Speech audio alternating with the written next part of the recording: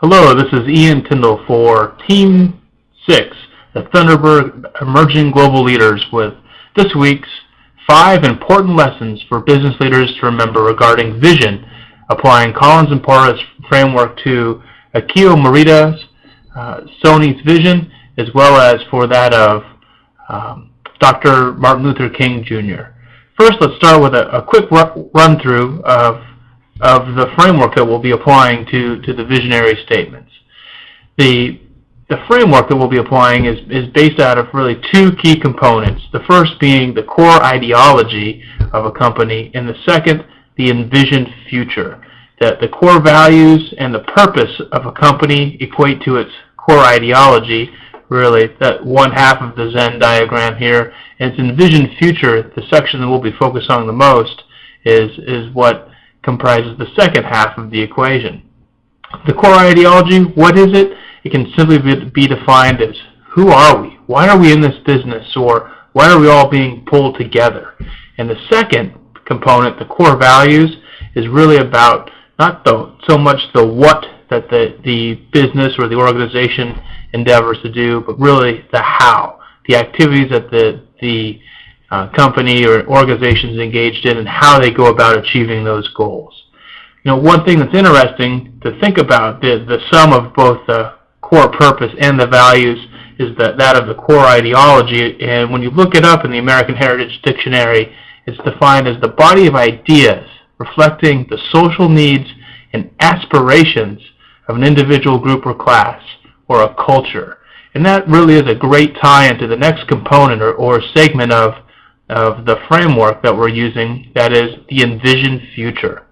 What is a vision? Vision can simply be summed up as a statement that says, where do we want to be? It's something that we aspire to and may never achieve. And Collins and Porras look at it as really a big, hairy, audacious goal, something out in the future, 10 to 30 years for an organization to strive for, to achieve. And why is it important to have a big, hairy, audacious goal? Well, it helps align the organization and make sure that employees are focused on a future that really is going to outlive them, something that they can relate to, that they can check their daily activities against to make sure that they're aligned with that right goal. So with that understanding of the framework, let's take a look at what those 5 big takeaways for leaders are that our group discussed.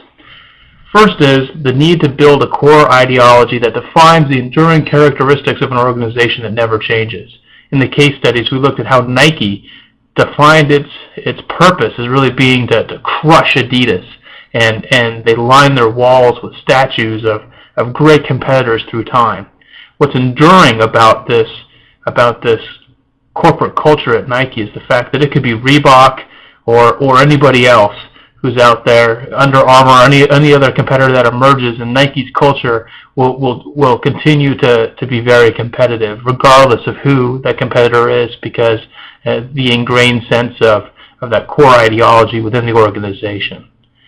Second important takeaway is that you need to be able to identify future trends 10 to 30 years into the future. Maybe not necessarily the detailed trends, but really the key themes, to see how best to shape the company to meet that future's need or the niche.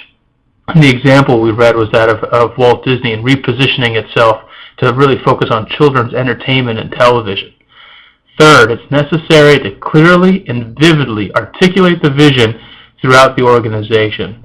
Now, there is no better example of this than the eloquence of Dr. Martin Luther King Jr. when he gave his speech and stated just so beautifully that we hold these truths to be self-evident, that all men are created equal, and so on throughout that fantastic speech.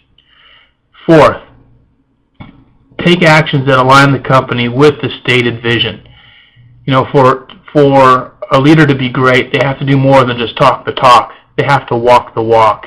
And we saw that with Akio Morita's actions at Sony, where he stated that the goal of wanting to be a global player and really have a foothold in the U.S. as really being the key to unlocking global markets.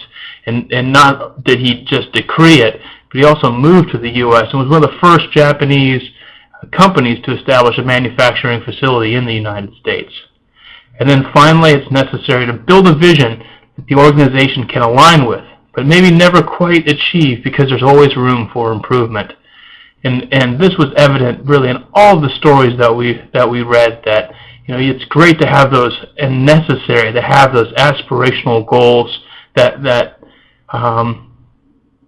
really reach out into the future and really stretch the individuals within an organization to want to achieve, and really provide that inspiration for them day in and day out, so that when they wake up, they know exactly why they're coming to work and what their purpose is. So that sums up the 5 key lessons for group number 6, the Thunderbird Emerging Global Leaders.